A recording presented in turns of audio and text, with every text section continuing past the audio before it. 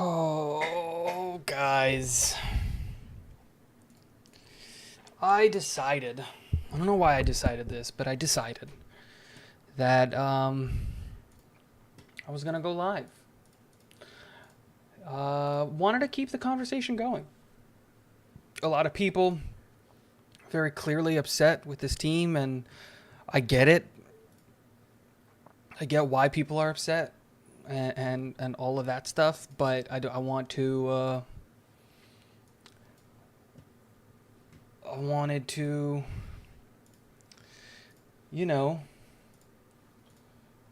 I don't know. I wanted to fill in some context. A lot of people are upset. A lot of people are really mad. A lot of people are just overall just I don't even know what the right words are to use here, but they're let me test and make sure that this is working.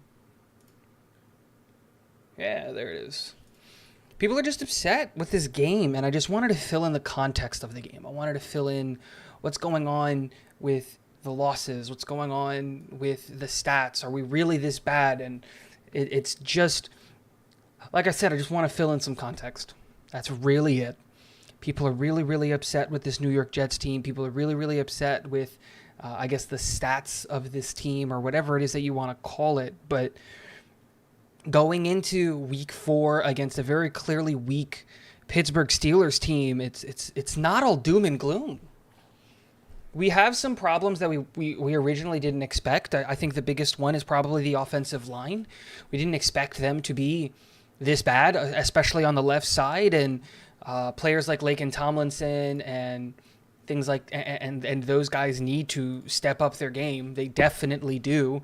And I'm not trying to come up with an excuse for them. They do need to get better. But to say that it's... I just don't understand the doom and gloom and the sky is falling and the world is over and everything is horrible when you you have to take these losses into consideration. And I'm not trying to come up with excuses. We lost that game. It's inexcusable for you to go and only have 12 points.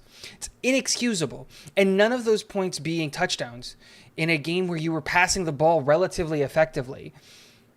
You have to score touchdowns. You have to get points. Like, you have to do that. There is no, hey, you know what? I'm good with just scoring 12 points with the kicker's leg.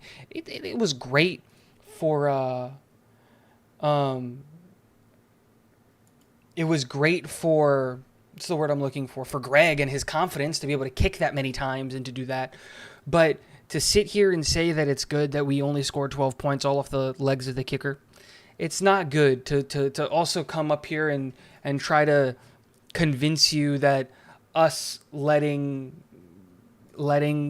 teams kind of, 24 points, 30 points, 27 points, and letting them score these points on us is good. It's not. We are ranked, I think it's like 26th right now when it comes to points allowed on this defense.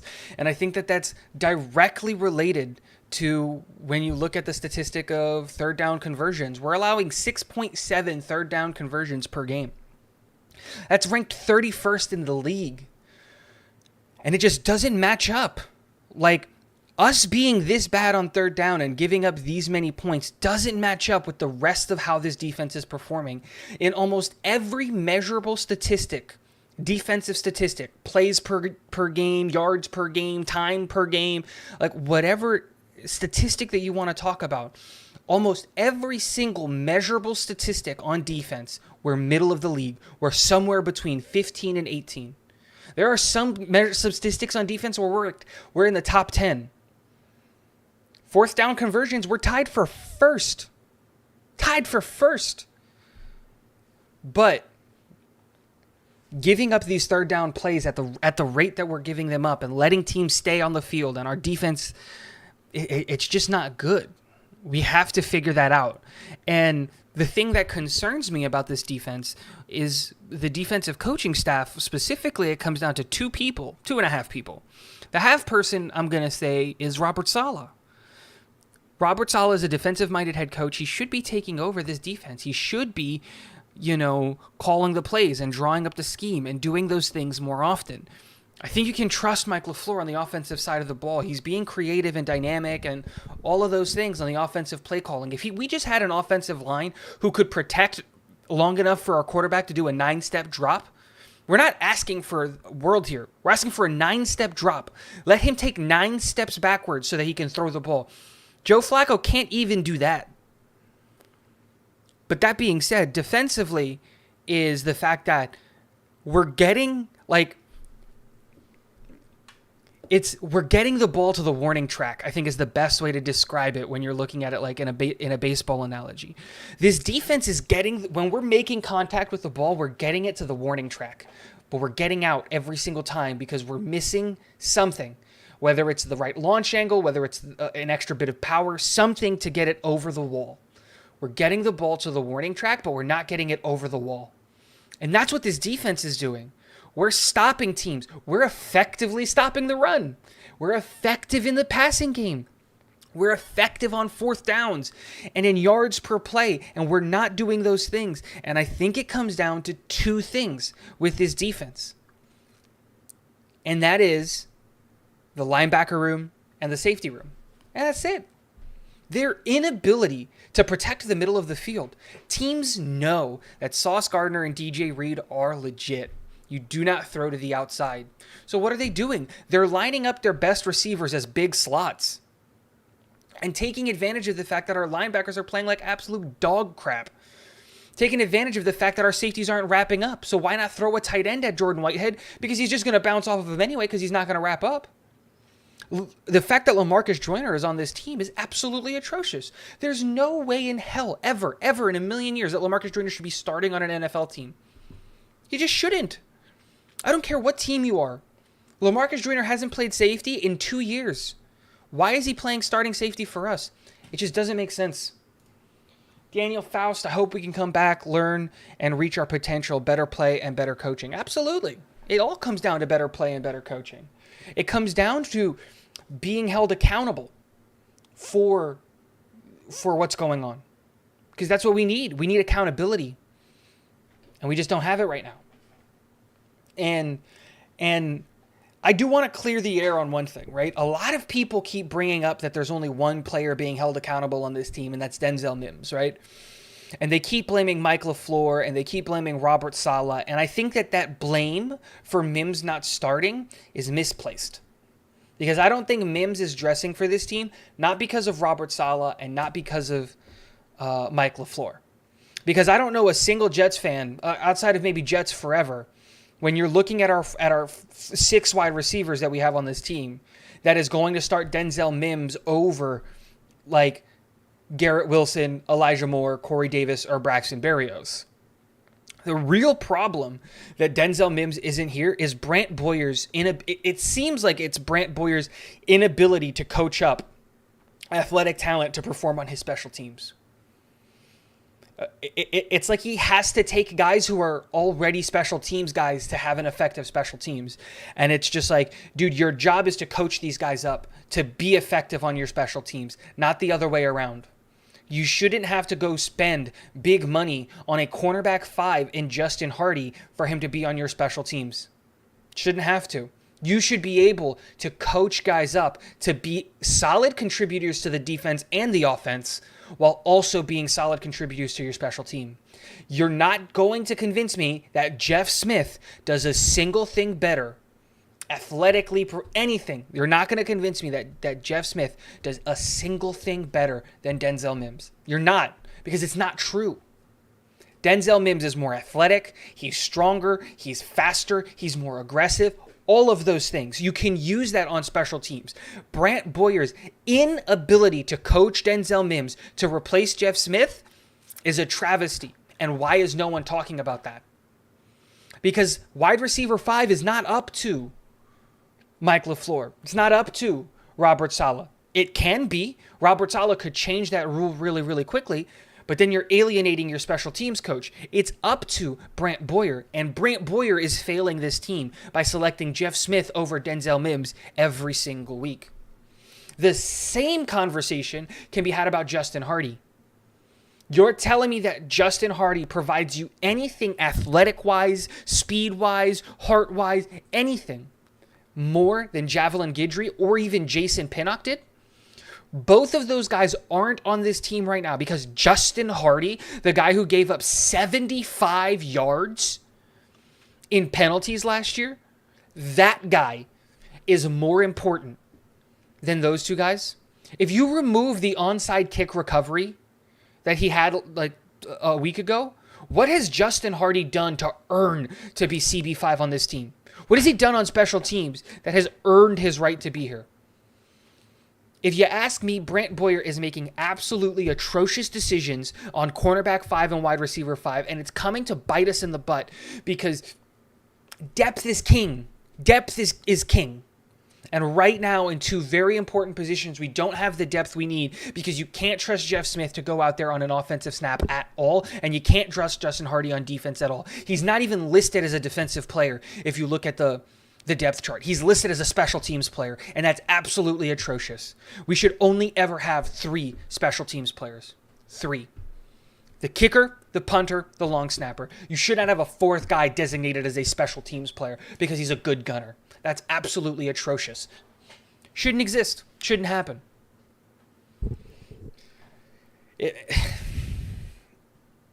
I just don't know what else to say. Like the other thing that that you talk about is like this offensive line's inability to protect. If I would have told you in the preseason that the best part of our offensive line was going to end up being Max Mitchell, who would be our starting right tackle, which a lot of people outside of me would have been, no way Max Mitchell can start. He's not ready for the NFL game, blah, blah, blah. People would have gone up in arms. People did get up in arms. They yelled at me constantly. Max Mitchell's not ready. Max Mitchell's not ready. Max Mitchell can't start. We want Max Mitchell to take a redshirt year, which I'm taking my receipts on that. Absolutely. Max Mitchell is good and legit, and he can play. But with all of that being said, if I would have told you that Max Mitchell would have been the highest rated rookie tackle in the NFL going into week 4 over all of the first and second and third round picks, Max Mitchell right now is the highest graded rookie tackle in the NFL. And that Elijah Vera Tucker would be rated as our highest rated offensive lineman. And that the problems with our teams would have been the left tackle and the left guard and newly signed big money Laken Tomlinson, you would have spit in my face and laughed at me. I would have lost you as a subscriber. But here we are. Now, I'm going to take my receipts because I did say at the beginning of the offseason that we need to find a solution outside of George Fant. And I thought we did when we signed Max Mitchell. Unfortunately, I misplaced my belief, and I believed in Mekhi Becton and his ability to stay healthy. I shouldn't have. I was proved wrong there. But I also didn't expect George Fant to be this bad. And you want to know something? I don't actually think he's that hurt. I think that this coaching staff and this front office is trying to save face with George Fant just a little bit. Because it doesn't make financial sense, logic, like any of the senses, it doesn't make sense for George Fant to go out and play at left tackle. Never made sense. If he was hurt, why would George Fant want to go play if he was hurt, knowing that he was going into a contract year? After seeing Mekhi Becton, who was hurt, start to play through the injury, and that caused his knee to almost explode. Why would George Fant, a guy who's going into a contract year and is wanting big left tackle money, do that? Why would he go play? Who's his agent that let him do that? The guy should be fired. Because now George Fant has put up 3 games of absolutely horrible, dog water, absolutely atrocious play. And now he's on IR and he's going to miss 4 weeks. And with Dwayne Brown expected to be back by the Miami game, Dwayne Brown steps in at left tackle. That's assuming that Remmers and the new guy doesn't stay in there and play super well. But if that happens and Dwayne Brown comes back at left tackle, I think Dwayne Brown plays left tackle at a high level. Who's George Fant going to replace? If Dwayne Brown is playing well, I'm not replacing Dwayne Brown. And if Max Mitchell continues the level of play that he's playing at right now, I'm not replacing Max Mitchell. Max Mitchell is my right tackle for the next 10 years. George Fant is 30. George Fant is 30. And Max Mitchell? I'm going to find out his age right now. Max Mitchell is 22. He's turning 23 in October. The day after the game, I think. No, not the day after the game. He turns 23 next 2 Wednesdays from now. It's crazy to think that you're going to start George Fant over him, because you're not. You're absolutely not. Elijah Vera Tucker, I just saw this, according to Pro Football Focus, is the 8th ranked guard in the NFL right now. 8th ranked guard in the NFL. That's crazy. That's absolutely crazy. Other really, really highly ranked players on our football team. Garrett Wilson, ranked the 7th best wide receiver amongst all graded wide receivers in the NFL right now. Quinnen Williams is ranked 8th amongst all defensive interior linemen right now. Surprising fact, Sheldon Rankins, someone that a lot of people are really, really upset about, ranked 27th amongst all defensive interior players. He's doing pretty well. DJ Reed ranked 12th according to Pro Football Focus, and Gardner is ranked 32nd. Here's where it hurts me. CJ Mosley, out of 78 graded linebackers, is ranked 38. Whitehead, of 76 graded safeties, is ranked 65th. And LaMarcus freaking Joyner, among 76 graded safeties, is rated 75th. Absolutely horrible. Horrible. And you can see, if you just look at our team on paper, if you look at it and you look at the stats and you look at everything, you can see almost immediately, just by looking at the roster, where the problems are. Let me see if this works. Guys, brace yourself. It's going to go really, really bright, just so I want to see if you guys can see it. Haha, it does work. Let me move this out of the way. So you can see it here. Let me try to zoom.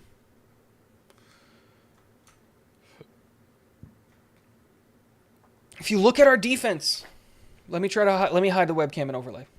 I'm going to go away for a second, guys. If you just look at this defense, everyone knows where the issue is. It comes down right here. Right here. Quan Alexander, while playing good, isn't playing good enough. CJ Mosley isn't playing good enough as well. LaMarcus Joyner is the 75th ranked safety according to Pro Football Focus. And Whitehead is 65th. It's unacceptable. Unacceptable. And then if you look offensively, again, you can see where the problems are. I think this is a little mean for Max Mitchell. He's playing relatively well, but right here, this is where the problem is. Left guard. Left tackle. It's a problem. And it looked worse when George Fant was in.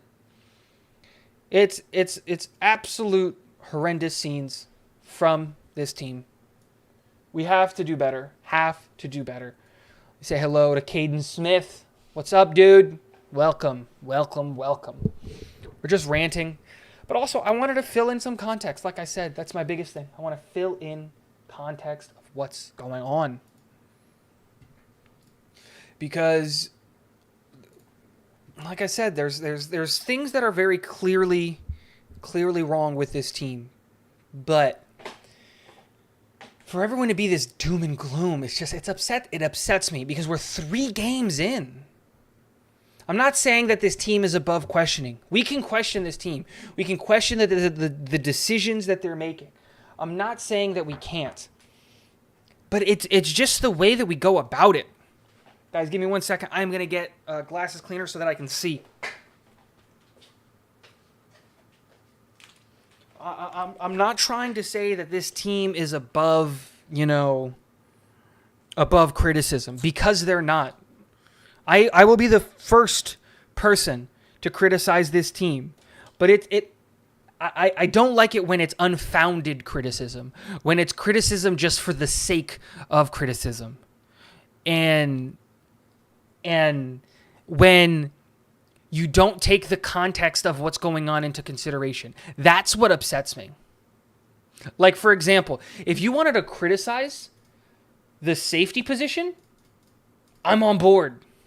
Let's do it. Because we brought in Jordan Whitehead to be a solidifying force in that safety room, and he hasn't been. And this team, for some reason, believes in LaMarcus Joyner. when we shouldn't be. And they're out there playing. That's their decision. Let's criticize that. We brought in Marcel Harris and Quan Alexander in free agency for the linebacking core, and this team believed that that would be enough. They were very clearly wrong. This linebacking room is not playing well. We can criticize that, but to criticize the left tackle situation, I think is just a little bit ridiculous. We've lost three left tackles this season. Mekhi Becton, who was going to play right tackle, but he, in my eyes, should have been the left tackle, goes down with a knee injury. Dwayne Brown, who's come in, who doesn't have an injury history at all, played 17 games last year and went to the Pro Bowl, gets hurt before ever taking a snap for this team. Unlucky. Talk about unlucky. But and then George Fant, who moved over to the right side to make for Dwayne Brown, is hurt and is performing like we've lost three left tackles this year. You can't blame anybody for that. And when it's one of the most important positions on the offensive side of the ball, you can't expect 30,000-year-old Joe Flacco to do anything. He's too slow. Let's look at some of these comments. Caden Smith, you deserve many more subs. Thank you very much, Caden. I'm working on it. I'm putting up my content and doing it. I appreciate the good wishes and all of that stuff. I really, really do. Thank you for saying that. It makes me come back and keep doing these videos, especially when you get like ridiculed for just trying to have, some sense. That's the hardest thing right now, is when people want to just like yell at me, because it's just like, I'm not trying to come up with excuses for this team. This team does need to play better, but like it's hard when you just get berated for like just saying like, dude, we're like a middle of the pack defense, and they're like, why is it like every single measurable statistic says we're a middle of the pack defense. You don't fix and fill every hole in one offseason. You just don't. But it's what happens. I appreciate you. Thank you very, very much. It's your boy. Two of the most important positions of the game are this team's weaknesses, TBH. O-line is injured now, and D-line is basically non-existent. While, first of all, it's your boy. Thank you for stopping by. I haven't seen you on the channel before. If you're new, please hit the subscribe button. Love having you here.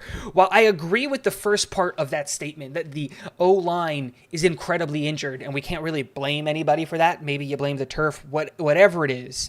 The D-line is actually relatively productive. I'm going to put this into context here, because, and I said this earlier in the stream, the defensive line is actually creating a lot of pressure. A lot of pressure. The problem is we're just not getting the sacks. Now, that's a big issue, right? But what I amount it to is the analogy that I used was, it's like in baseball when a power hitter is he's making contact with the ball constantly, but it's only making it to the warning track, or it's bouncing off of the back of the wall. That's what we are right now. There is something fundamental in our game, or whatever it is, that the ball isn't going over the wall. We're not getting the home run. We're not getting the sacks. It's frustrating, but in every other statistic, outside of the sack numbers, which is like the most important one, and I'm not going to sit here and try to like come up, we need to get sacks. But like with pressures and all of those things, we're really productive. Really productive. Carl Lawson is like top 5 in the league. Top 5 or something crazy in pressures. It's crazy. It sucks that we're just not getting home, and it has to be something in coaching or play calling. I don't know what it is, but there has to be something that we're not doing with our players that isn't allowing them to get home. And honestly, I think that'll change this week with the Pittsburgh game. This is by far and away the worst offensive line that we're facing, and sacks come in bunches. And once we start getting them, once that clicks, once we get our first game where we've got like 4 sacks, I think we're going to see a lot more defensive production. Thank you for the comment. It's your boy. You got the next one right here. It's your boy. Whitehead has been solid. Solid. But Joyner, OMG, bruh, should be off the field, TBH. He ain't the QB of the defense like the team said he'd be. He was never going to be the quarterback of the defense. Why would you ever let Joyner do that? Everybody knew that the quarterback of this defense was going to be C.J. Mosley. He was going to lead this team from the mic. And he has been. But Joyner has no business at all, ever, playing on an NFL team at safety ever again. He's just too old and he's too slow and he's not good at it. And Whitehead hasn't been solid. On almost every measurable statistic, he's just not playing well. And it's sad because I like Whitehead, like a lot. He's just not doing the things like that you want him to do well.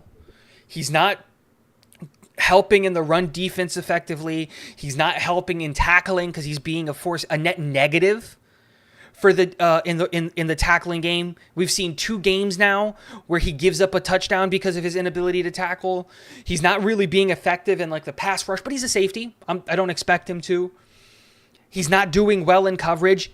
I'll give him this. He's gotten better in coverage every single game, but it's just like, while Whitehead isn't the problem, he also shouldn't be like, he should be better is the thing that I guess I'm trying to say. But Joyner is absolutely atrocious.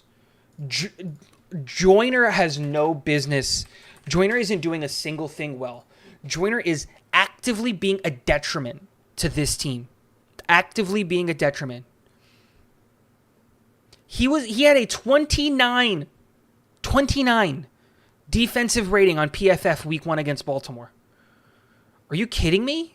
He's not good in coverage. He's not providing anything in the run defense game. He's actively stopping players from getting interceptions. He's giving up touchdowns. Like, LaMarcus Joyner needs to be benched, in my opinion. I would give him one more game, but it's my thing. The thing that gets me with Joyner is, why are we playing him?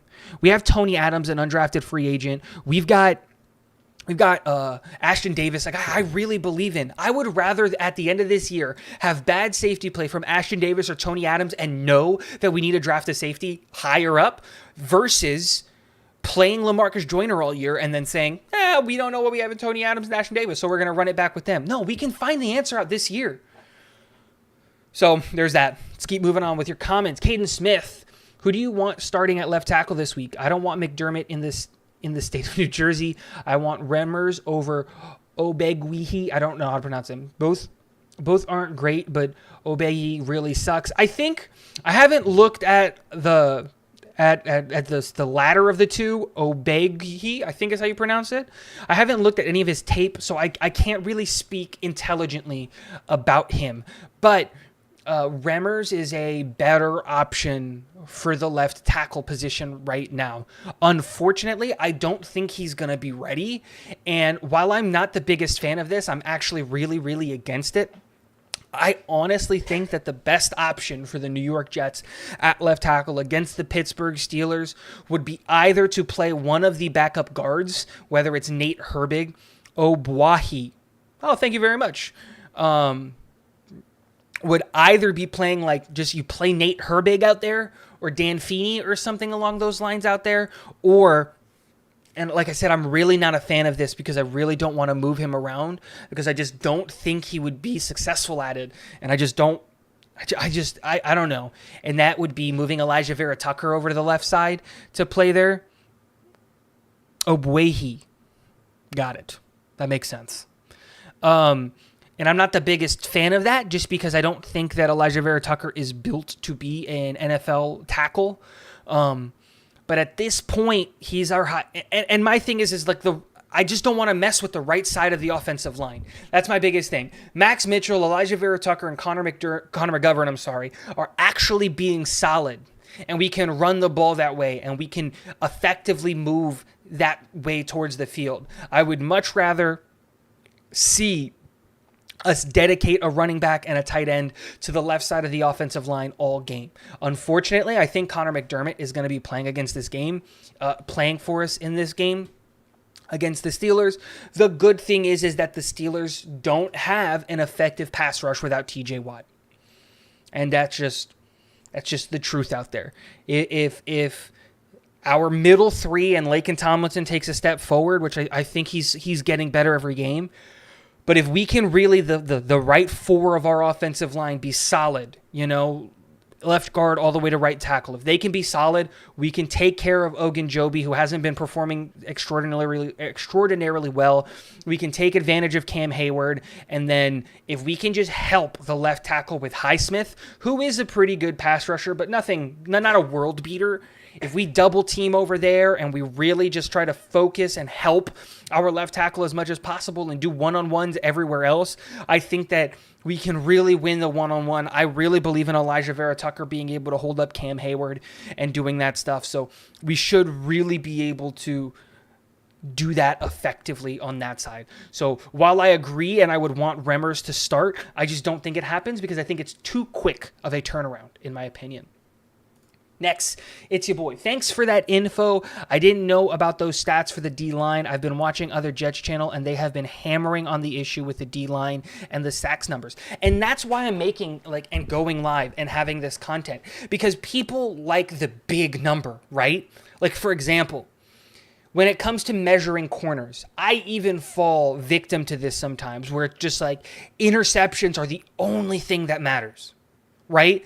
And when you look at guys and you're grading guys and you're measuring guys, you want the sexy numbers.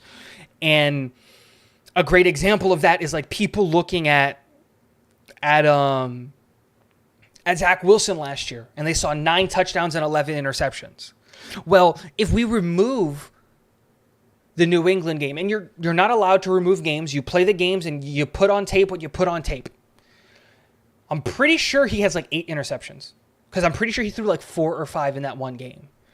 And to expect, again, you can't nitpick your stats and hammer them down so many things, but it's context.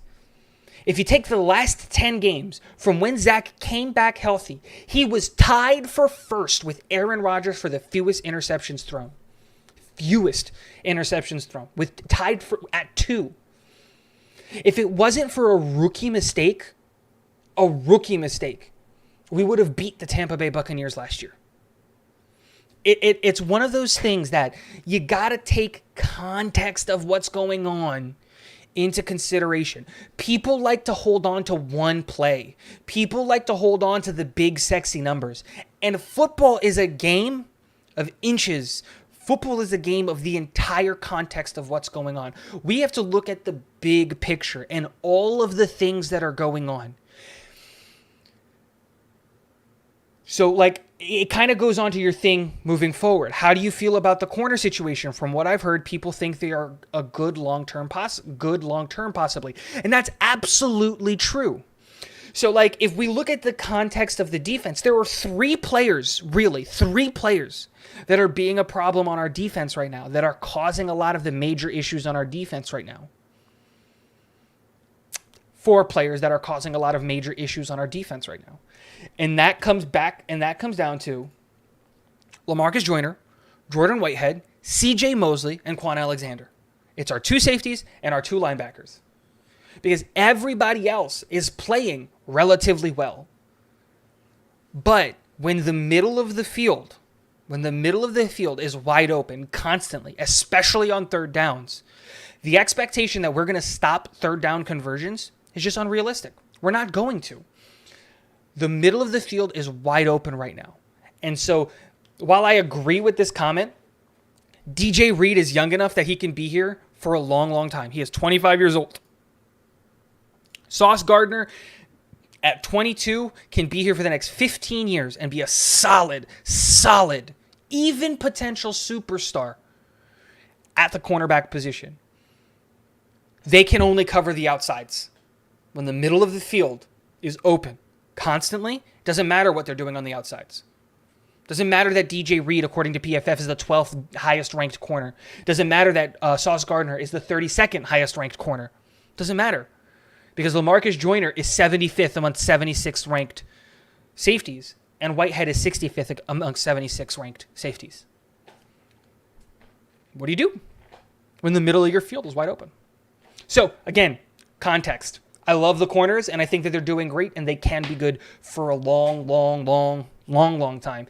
And I like what we have at depth at corner as well. I really like Brandon Eccles as being here for a long time, being a backup corner, and I really like Michael Carter II there as well. And I even like Tony Adams as the backup safety and backup slot corner. He's really athletic, and he can turn into something and possibly be our free safety of the future.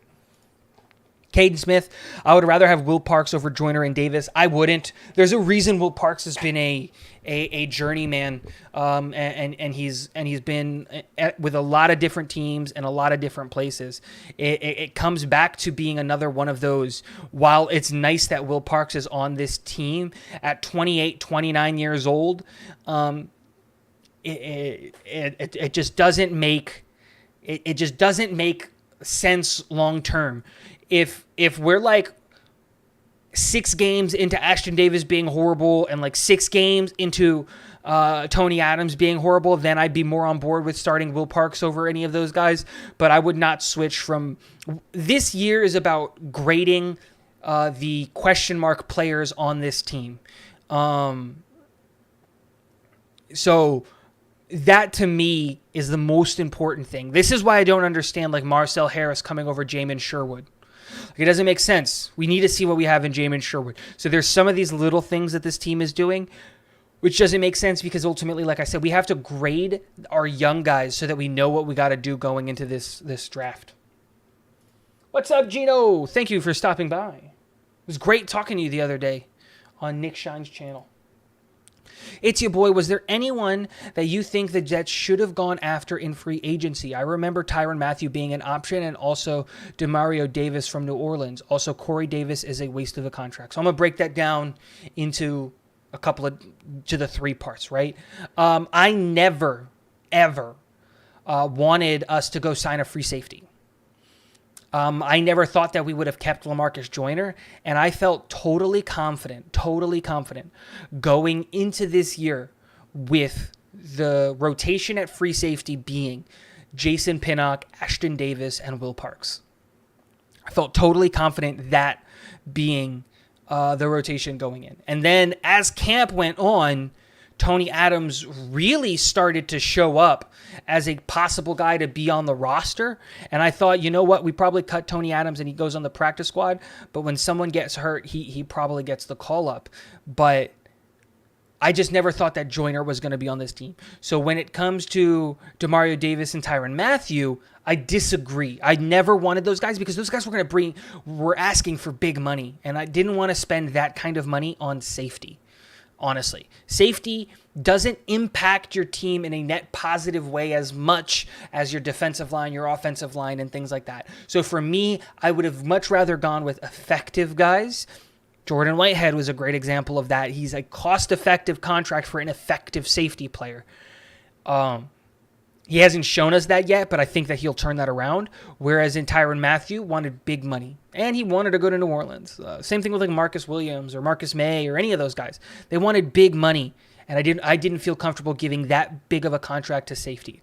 I would have like a Jaquiski Tart after he got cut would have been a guy that I would have looked at, would have been great to bring in to be part of the rotation. Like those were I wanted solid, passable safeties because ultimately this team was going to live off of the back of our defensive line and our corners as long as our safeties and our linebackers could play at an average level. Right now they're playing at a below average level, so there really is a gaping hole there, but I don't think that that's going to maintain or continue in the long term. I think they turn that around. Now, regarding the Corey Davis contract, I disagree. Corey Davis is actually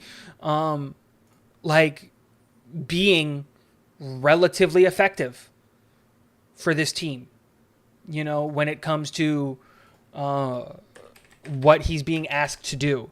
The thing that we have to remember is that Corey Davis right now is wide receiver 3 on this team, and he's doing. Give me a second. Receiving. There it is. He's doing relatively well.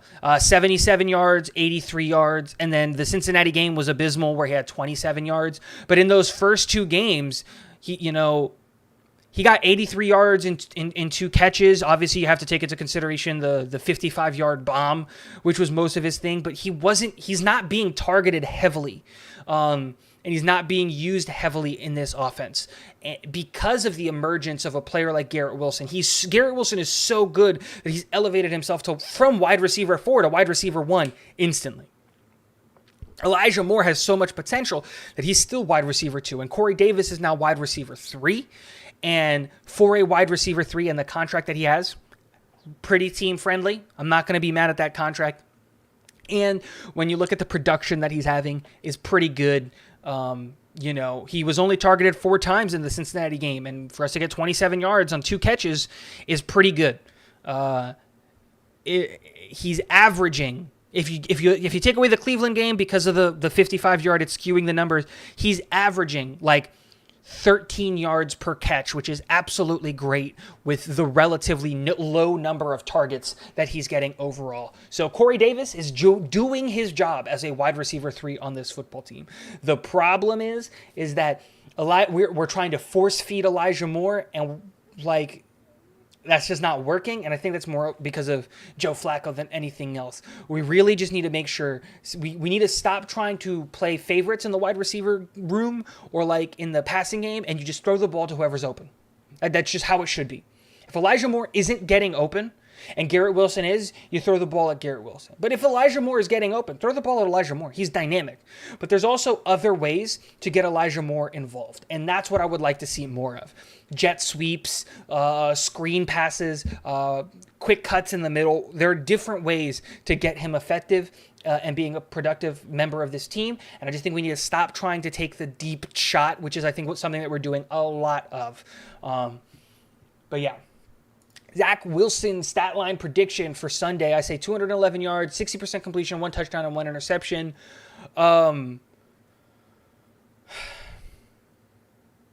See, I don't think it's going to be that. I don't think it's going to be that high. I don't think that. Not that I think that Zach is going to have a bad game. I just think that we're going to be more. I think we're going to get the lead in this game, and I think we're going to run the ball a lot. I would go closer to 168 yards passing, 64% completion percentage, 0 touchdowns, 0 interceptions. I think we get into the red zone. I think he probably scores a touchdown with his legs. And then you're going to probably see a Breece Hall touchdown. And if we get touchdowns, those are going to be the only 2 touchdowns that we're going to have in the game. And the game probably ends somewhere like 17-13, 17-14 with a Jets win. But I'm working on an article and all of that stuff. That should come out tomorrow. And so should a video come out tomorrow. Regarding all that, should be tomorrow evening at about 5 o'clock is when I want to try to get that uploaded and on the Jets joint. Compare Will Parks' play last year and in training camp to Joyner now and Davis over his career. Yes, I get that, Caden, but here's the thing. Will Parks has only shown us, at 29 or 28 years old, has only shown us 1 good year of solid play. So if you're going to bank on an older player with 1 year of solid play after being a journeyman and being on 5 different NFL teams versus the young guy who you kind of need to know the answer of what he is by the end of this year, I would much rather take Davis. Now, I'm not saying I'm taking Joyner over Will Parks. If those are the only options, I would take Will Parks 10 times out of 10. Easily, without even thinking.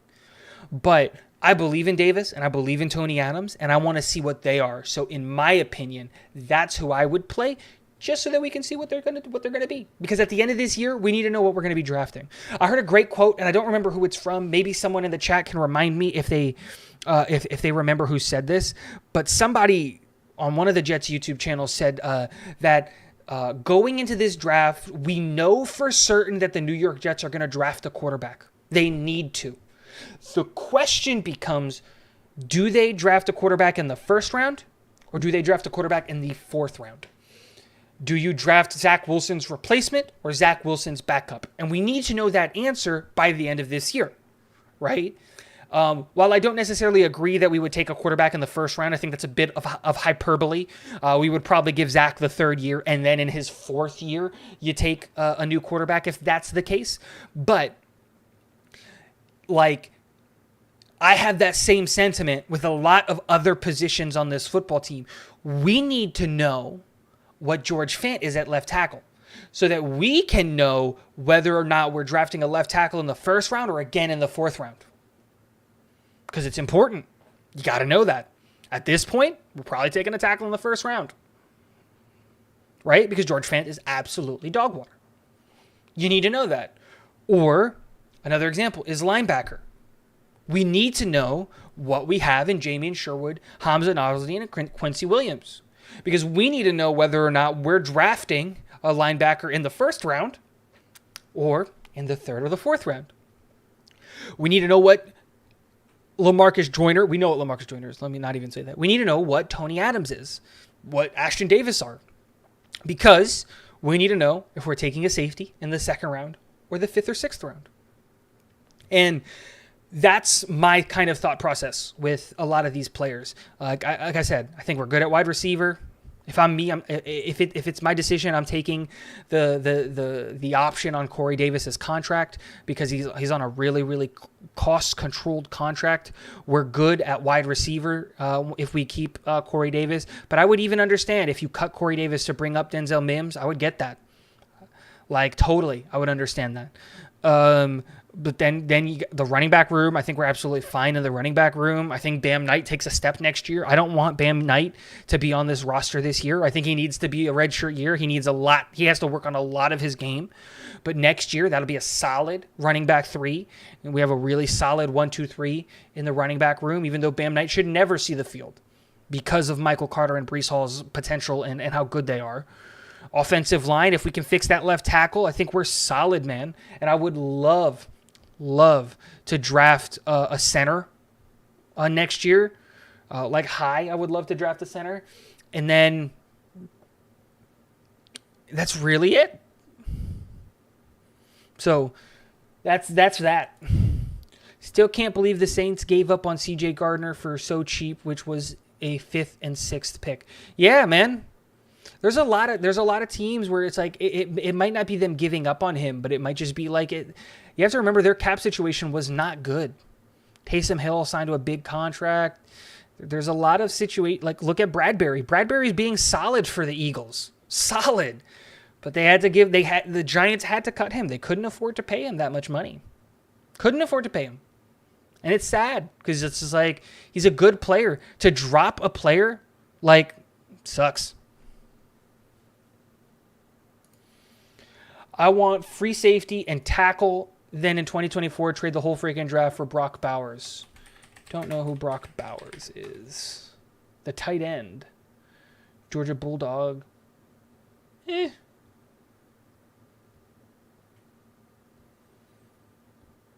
don't think a tight end is that important. I get what you're saying.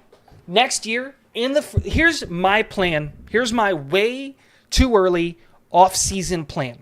Okay? Way too early. Hear me out. I'm going to pull up a big board for the 2023 draft. Let's do this. Way too early, but it's freaking 1 a.m. Let's just have this. Let's have fun, right? If we're going into the offseason, we end the year, whatever, right? We're the 10th pick, we're the 11th pick, the 12th pick, whatever. I don't care. I don't care where we're picking because that's not that important. Here is my plan.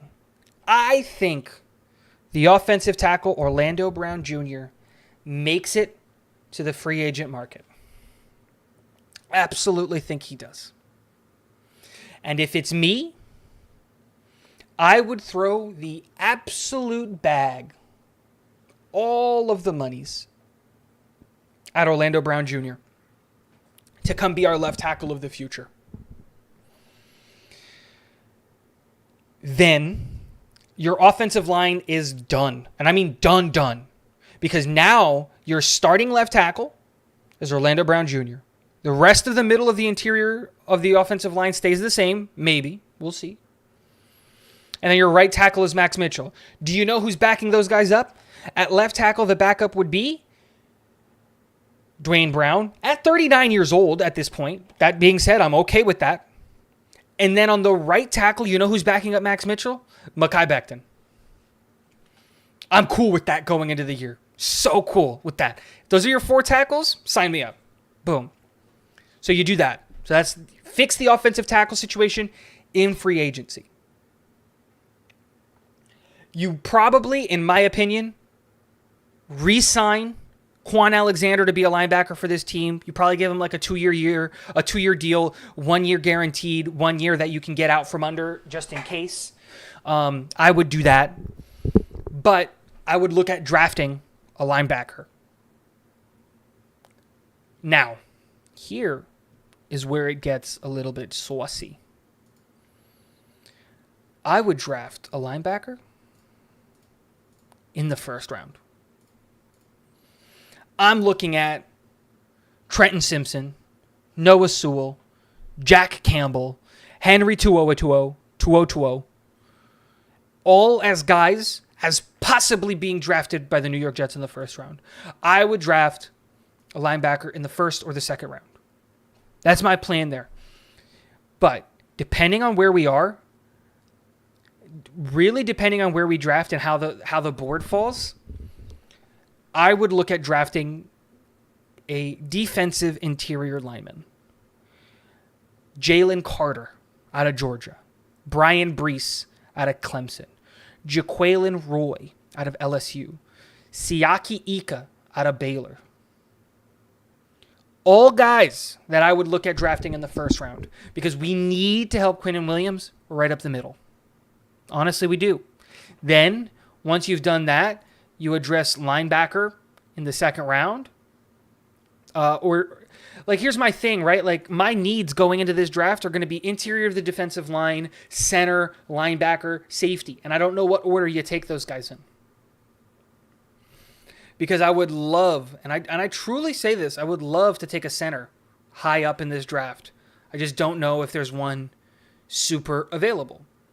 I would love to take a linebacker high up in this draft. But if you're sitting there and a guy like, one of these defensive interior guys falls a little bit, I don't know how you pass up on him.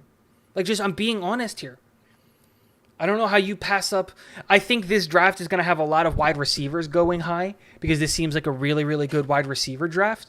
But it like Jackson Njigba, Keyshawn Booty, Jordan Addison. And there's also a lot of good edge rushers in this class that might push them up the draft as well. So I just don't know. I don't know. There's a lot of things there. Then there's also the conversation of maybe you don't sign Orlando Brown and you draft an offensive tackle in the first round, like Peter Skoronski. It's a great offensive tackle prospect going into this year. There's a lot of options, but again, this is where Joe Douglas has to earn his money. Drafting a safety late. Maybe getting Jordan Battle in the third round if he keeps falling down boards. That might be a good option. I don't know. There's a conversation to have, but that's way too early. My idea would be in the first 4 rounds, you need to walk away with a defensive interior lineman. I would prefer that a higher bet rather than later. A center, I would prefer that higher rather than later. A safety, I'm cool with a mid-round safety. And then a linebacker, I'm cool with a mid-round linebacker. Those would be my 4 needs going into this draft. I would also possibly look at drafting a kicker if there is a kicker that's really, really good coming into this draft. I would look at drafting a kicker just so that we can solidify the kicker position for a long time and not have to worry about it. That, to me, ideally what we would do in this draft. But let's stop talking about the draft. We're in week 3. Caden Smith, OMG, Brock Bowers is freaking incredible. Better than Kyle Pitts. Broke records in his freshman season. Should have won the Mackey Award if not for being a freshman. Took a jet sweep for 75 yards last Saturday against Kent State. Go watch Bauer highlights. He's insane. I will do. Definitely. Let me write it down, actually. His name is Brock Bowers, right? Brock Bowers, yeah. Brock Bowers. Have never heard of him. Again, I also don't like watching the college season until January. That's when we have a lot of tape on these guys and things like that. I also, with Brock Bowers being 2 years away, I'm not looking at that guys I'm looking at guys that we can draft this year. I'm not a college football guy. If the Navy game is on, I'll watch the Navy game. but if a UCF game is on TV, I'll watch a UCF game. But other than that, not that big of a college football guy. Orlando Brown would be a great pickup in my opinion. I think he'd fit in the offensive scheme and he'd be there for many, many years. Absolutely. Orlando Brown makes a ton of sense for this team. I mean, like a ton of sense for this team long term. And if you really look at it, like with all of that, if you look at all of the things that come with that, it's I don't even know what the words I'm looking for. Like it's just perfect, It just makes too much sense. Too much sense for you to pick up a guy like that and just fix your offensive line. That's my thing. If we can just fix the offensive line, if we can run both right and left side of the offensive line, this team wins so many games. So many games. We're losing games right now because of our inability to score the football, because of our inability to protect the quarterback. Now, when we get Zach Wilson back, the good thing is that Zach Wilson is slippery and has the escapability to move and bob and weave and do all of those things, right? We're going to see him do what Joe Burrow did to our defensive line. We're going to see Zach Wilson do that. That's what he does really, really well. He has escape ability. But the problem that we're having right now is that Joe Flacco is 1,000,000 years old. He can't extend the play. He can't do anything. His 9-step drop takes 30 years. Zach Wilson will be faster, more dynamic, and will have the arm strength to play this offensive scheme effectively. This is why I'm not in panic mode. If we were going into week 3 and we were getting these performances from Zach Wilson, then I'm concerned. I'm super concerned, but I'm not because it's Joe Flacco. Easy as that. Easy as that. Joe Flacco is starting. I don't care what the results are. We're going into week 4 against the Pittsburgh Steelers, a weak Pittsburgh Steelers team. 1-2. That's exactly what I wanted. We just won the wrong game. I thought we would win the Baltimore game, not the Cleveland game. I thought we were going to start the year with the win, lose 2, and then beat the Steelers, and we're going to be 2-2. But you're telling me we go 1-1, like we lose 1, we win 1, we lose 1, we win 1, and we're still 2-2 by the end of it? I think we're good. I think we're going to be fine. I don't think that it's time to panic. But we'll see. You got to play the games, and Sunday we're going to have to play that game. Caden Smith, you said that you think it will be a run-heavy game against Pittsburgh. Should I sit Elijah Moore in fantasy? No, because I don't know, man. Don't take my advice on fantasy right now. I am down bad in every single one of my fantasy leagues. Every single one of my fantasy leagues. The real question, Caden Smith, is who are your other options at wide receiver? That's the real thing. I think it's going to be a run-heavy game because I think we can get the lead early against this team. If we can get the lead early and hold this team down, I think we're going to run the ball a lot and we're going to try to play the time of possession game. But who knows? We've also thrown the ball 50 times each game. I've had to see Joe Flacco drop back 55 times. I'm sorry, 155 times in 3 weeks. I don't know what we're going to see, honestly. I have no idea. Because I have Elijah Moore, and he's benched on my fantasy, but that's because I have Garrett Wilson. So I'm starting Garrett Wilson over him. Alrighty, guys. Stephon Diggs is my definite starter. Then I have the choice between Corey Davis, Elijah, and Treylon Burks. I would start Treylon Burks and Elijah Moore. That would be my situation there. Yeah, probably. Those would be my two. Because Elijah coming back, Zach Wilson has way more of a... sorry for maxing the microphone out there for a second. Zach Wilson has a lot more chemistry with Elijah Moore than Garrett Wilson, so you're going to expect Elijah Moore's targets to go up, but Garrett Wilson is still going to be a big part of this offense. And, of course, you're not going to sit Diggs. Duh. You don't need a huge lead against the Steelers, Law. Get a couple of field goals, and you're good. That's why it could be a run-heavy, in my opinion. Absolutely. And just because, rushing, the running game, they're not great. Let me... rushing yards per game. If we're looking at, the statistics, Pittsburgh is ranked 28th when it comes to rushing yards allowed this year. And we've got really good running backs. For context, do you know where the New York Jets are? The team who couldn't stop the run last year? We're ranked 14th. We are less than 1 yard away from the 13th ranked Baltimore team. You know who's doing great against the run? Freaking Jacksonville. Number 1 ranked team in run defense. 55 yards per game. That's crazy. Worst team, Houston. 202 yards per game. Jesus Christ, they're letting teams run all over them. But yeah. And so that's my thing with this team. So you should run the ball a lot because that's where they're struggling. It's where they're struggling. That being said, like, they're not doing great against the pass either. Apparently Baltimore has the worst passing defense this year. In like 3 weeks. They're ranked 32nd with 353. Miami is ranked 31st with 297. But Pittsburgh is 22nd with 252 yards per game allowed through the air. The New York Jets 16th with 231. Dude, again, every measurable statistic, we're middle of the pack. Every single one, we're middle of the pack when it comes to this defense. It's not time to panic yet. Caden Smith, well, I'm not sitting digs. Of course not. Caden, have a good night. I'm about to sign off as well. Thanks for stopping by and hanging out for the time that you did. I appreciate it. It's your boy. Yeah, the Steelers' D against the run isn't great this year so far. No, their whole defense isn't great. Outside of Minkah Fitzpatrick, they're not accomplishing anything. They're not stopping the run effectively. They're not stopping the pass effectively. They're not really doing anything effectively. They're not even sacking the quarterback effectively.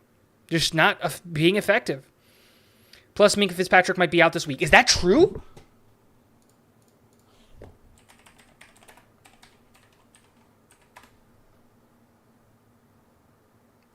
He's in concussion protocol.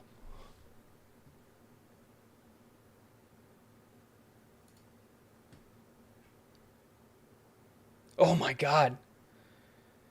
Oh my God. Dude, this should be such an easy game.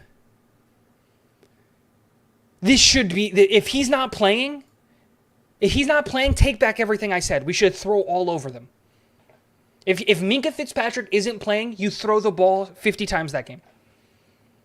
Honestly. Minkah is the only problem defensively that they have. Like, serious problem. If Minkah's not there, you throw the ball 100 times a game. 100 times that game. Have Zach throw for 600 yards in his first game back. Garrett Wilson, Elijah Moore, Corey Davis, Braxton Berrios, Breece Hall, and Michael Carter all have 6 touchdowns. Each receiving touchdowns. Breece Hall probably is going to get... probably going to get like 12 carries. 12 carries. Let me put this up here. He's got a concussion. Let me do some math real quick. 12 carries with an average of, let's say, 6.1 yards. He's probably going to get 12 carries for 73 yards. That'll put him at about 6 yards per carry, which is right around where he's actually averaging. I'm giving him a little bit more yards, average yards per carry, because it's the Pittsburgh defense and they're not great. But yeah, 12 carries for 72 yards. And then he's probably going to catch the ball 4 times for probably like another 23, 24 yards. So a total of about 98-ish total purpose yards. When you look at, 95, 96 total purpose yards when you take all of that into consideration. So he's probably going to rush for, like I said, 72 yards, probably going to catch for 23, 24, putting him in that 90 total purpose yards. We have to remember that they're going to give Michael Carter his touches, and Michael Carter is probably going to have all of the very similar stat line, probably 12, 13 carries for 60 yards, and then he's going to be more involved in the pass game, so he's probably going to catch the ball 7 or 8 times for 30 or 40 yards. That being said, thanks for stopping by, Caden. I'm also going to end the stream, guys. Thank you all for stopping by and hanging out and letting me kind of just rant. It's not doom and gloom. Be the voice of reason. Now that you guys have context, now that you guys have stats, now that you have information about how this team is actually performing, spread the news, spread the love. Tell people it's not that bad. The defense is pretty average in consideration when you take it against the rest of the NFL. We're going to be fine. Alrighty, boys. Thanks for stopping by. Thanks for hitting the subscribe button. Thanks for hitting the like button on this video. Like I said, there should be a new video out tomorrow talking about the Jets and the Pittsburgh Steelers game. Probably going to do 2 videos tomorrow and all of that stuff. But if you don't hear from me for a couple of days, it's because we're about to get hit by Hurricane Ian, and we might lose power. That's a real thing. So if that happens, I'll let you guys know on Twitter. So follow me on Twitter at YTGO. But last but not least,